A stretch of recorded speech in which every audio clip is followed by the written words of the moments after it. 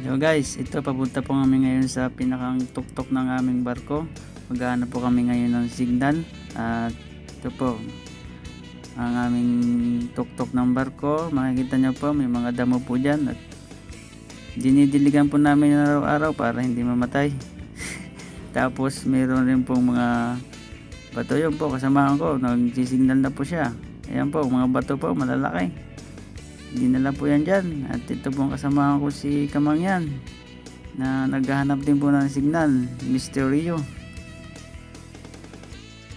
Ito po, meron na po kaming nasagap na signal at makakapag-message na rin po sa mga mahal namin sa buhay.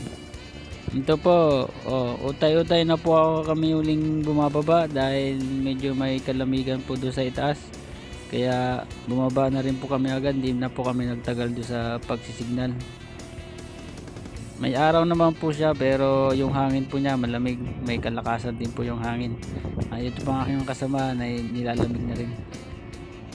Ayan po.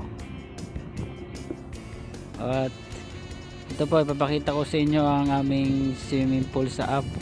Ayan po, wala pong naliligo na at malamig rin po. At sa huli pong vlog, maraming salamat po. 4, 3, 2, 1